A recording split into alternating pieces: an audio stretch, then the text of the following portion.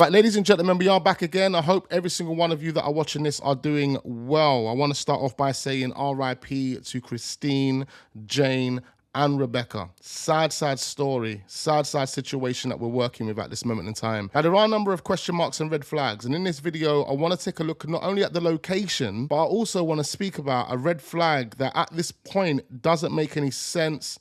And we haven't been given any clarity on this. Let's start right here. This article has been published by the Daily Mirror, ladies and gentlemen. Just to quickly give you an update before we dive into the red flag. It says here that detectives are now appealing for members of the public to come forward with information that could help with their investigation. As we know, the investigation is ongoing. According to what's being said, they're looking at CCTV. They're appealing for anyone that was in the local area on the Madeira Drive. And we're going to take a closer look at that location, ladies and gentlemen, because there's something interesting that I want to bring to your attention about that area. It says that officers are particularly keen to speak to anyone who may have seen the three women around the Madeira Drive area between 10 p.m. on the 12th of May and 5:30 a.m. on the 13th of May. That number right there, 13, the unlucky 13. So on the police front, that's where they're at.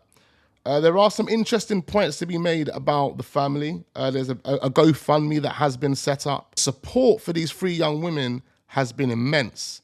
Big up every single person that has donated to that GoFundMe. In the last video we did, we had Kelechi bring to our attention that there was someone trying to scam the death of these poor three women. They claims to be the mother of these three women. What's even more mysterious is that Jane, Christine, and Rebecca's mum died in 2012, and she died in water. Her body was found in a lake. Now, after Kelechi in the last video brought this incident to our attention about the mum, the media are now running with a narrative that the three young women went all the way to Brighton Beach, got into the sea to pay tribute to their mother, although their mother died in a lake in Birmingham. Like, why are they going to Brighton? Like, if they want to pay tribute to their mother, why don't they go to the lake in Birmingham that their poor mother drowned in or died in? Why wouldn't they not do that? Why would they drive down south to Brighton Beach, go to a sea, not a lake, they go to a sea, and they're all found dead in the sea? That's just not making any sense to me, ladies and gentlemen. But something else that doesn't make any sense to me,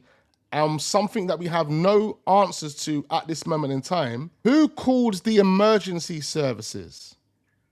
Who called the emergency services? Like, if we skip over, various different reports are telling us that emergency services were called at around 5:45 in the morning to report of a person in the water. So a person in the water. Now, who is the person that made that call? We haven't been given any clarity on the call recording, who it come from, who made the emergency call, basically. Like, maybe, just maybe, it was one of the sisters that made the call. That's the only thing at this point that would make sense to me if this was a tragic accident. One of the sisters would have had to have made the call, but we've got no clarification on that.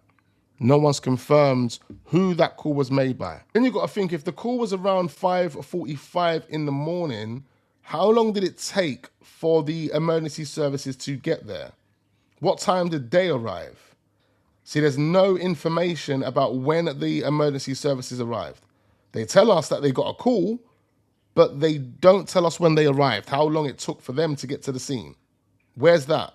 At this point, it's crucial to know how long it took for the emergency services to get there. How long in between that 5:45 call up until you got there was these women fighting for their lives?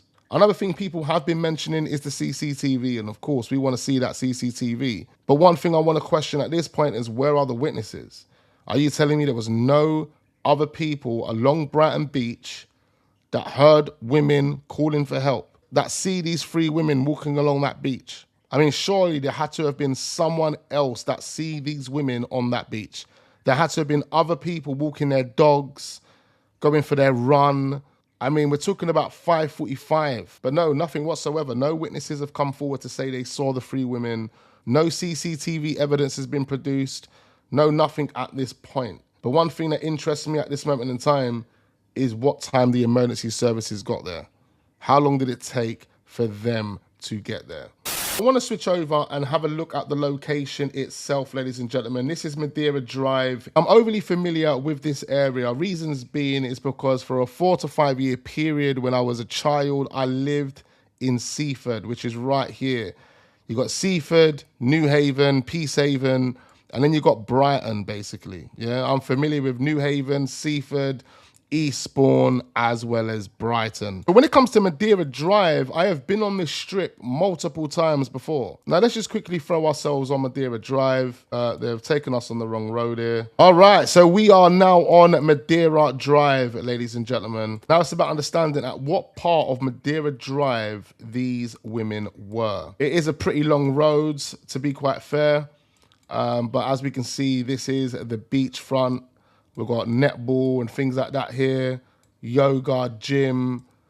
I think there's swimming pools there. This is all new. I haven't seen this. This is updated in 2024. The last time I would have been on Brighton Pier, Brighton Beach would have probably been, I don't know, 2019. This is literally where I would have parked, along here on Madeira Drive. This is where we would have parked, and then we would have walked up and went to the pier from there. However, this is where they were. Now, according to what I see on the reports and the images that were going around on TikTok that the police were publishing, they were searching down here. They were searching right over here. This is where I see them searching. Let's go right to the top here. Yeah, I think it's right next to the marina. So they were searching here, ladies and gentlemen. And I just want to pause right here. I think they were searching along this bit here, this rocky bit right here. This is where the bodies may have been found. I could be wrong. There's the pier in the distance. We can see the pier, and then it's just beach all the way down. It's just beach all the way down, stones all the way down until you get to this location right here. A little kind of abandoned area. If you think about it, it looks abandoned here. Questionable. And I'm pretty sure, based on the pictures that I saw of the divers, you know, the police, they were looking along this bit, along this brick beds that goes into the water and bends to the left. Now, if you think about that, if that's where the bodies were recovered, and again, we can't be for sure, I don't know for sure, I'm just basing this on images that I saw published by the media, then this is probably where they would have parked, yeah? This is where the car would have parked. But then you think about this car park, I mean, anyone could have parked here. As we can see, vans are parked here. Another thing that's concerning about this location right here is that there are no cameras. Now, maybe there might be some new cameras that have been put up there since 2024 or since 2020. It says 2020 on here. I mean, it just said 2024, so maybe they haven't updated up this part of the road. I don't know. So this could possibly look different right now. But this looks like some abandoned area. And it looks like anyone can come here at night. No one would be seen at 3 a.m., 4 a.m. in the morning here. You might not even get any foot passengers or foot patrol at those times in the morning. You know, you would have expected foot patrol around 5, 6, 7, around the time the emergency call gets made. But other than that, ladies and gentlemen, there is a strong possibility that at 3, 4 in the morning, 5 in the morning perhaps, you're not going to see that much foot patrol here. But that brick wall that is basically going into the water, that is where, in the media, I saw the police searching. And it can't be anywhere else because it's just empty all the way till you get to the pier.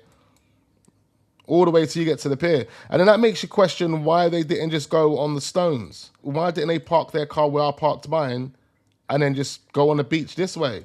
If they're here to pay tribute to their mother because she died in water, why didn't they just go on the stones here? Perfectly calm here. You can see it, perfectly calm. The fair distance between the road and the actual sea. So I don't know. I'm confused. Like, where were their belongings found as well?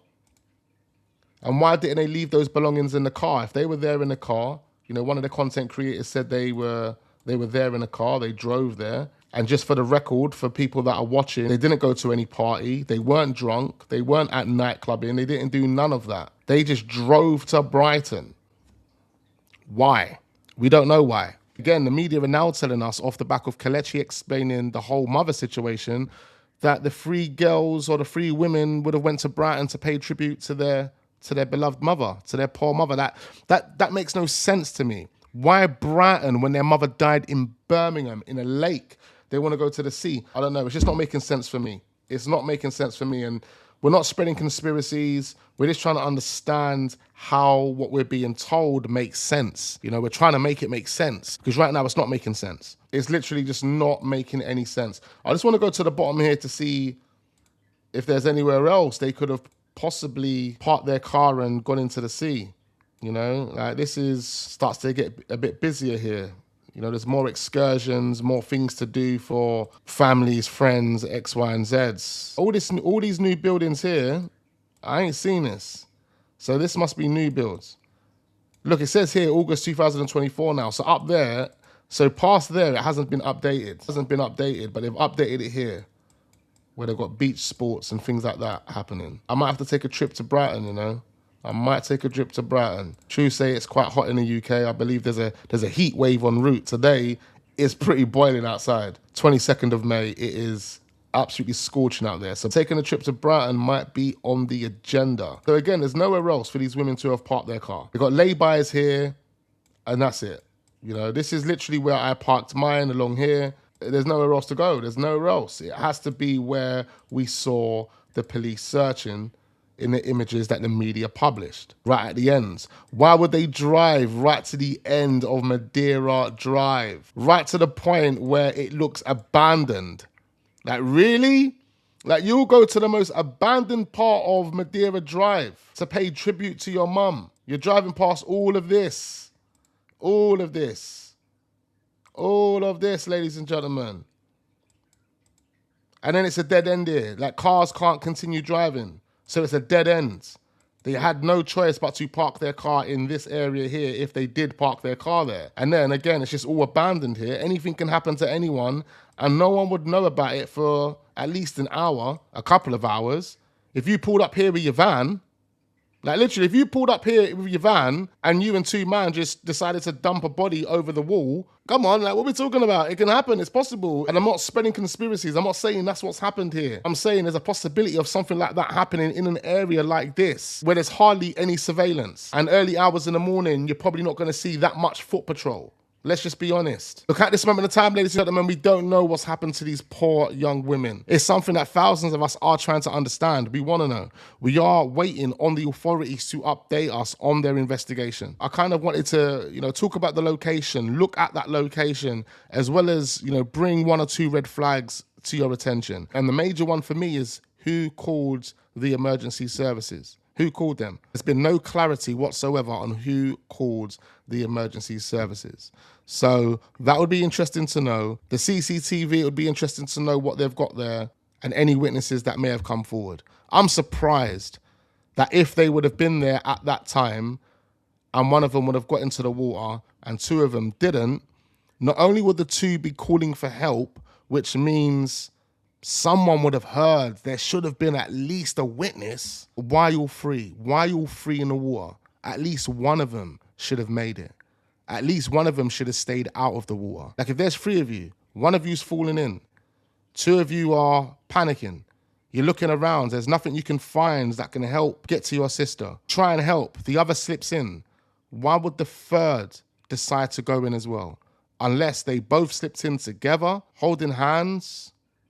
I don't know. That location where we just looked at, where the police were searching and the bricks go into the water, that's the part where it does get extremely dangerous. And I know people have had their opinions online, but let's just be totally honest. We're talking about 3 women in their 30s who in the morning before the sun rises would have seen how dangerous the waves would have been in that area. It's obvious. It's so obvious. This isn't a canal, this isn't a lake, this isn't a river, this is the sea. And at the part that they were at, you can clearly see it's deeper and so much more treacherous than any other part along that beachfront. So tell me how and why all 3 of them, fully dressed, ended up in the water, dead. And there's nothing thereafter. No witnesses, no CCTV, no nothing. Make it make sense. Look, guys, we're going to leave it there. We are going to be back with another video until we understand what's actually taking place here. So don't go anywhere. Hit your like button. Subscribe to the channel if you're newly watching. Turn your notification bells on. We've got more videos uploading, so you don't want to miss out on those. I look forward to seeing you lot on the next one.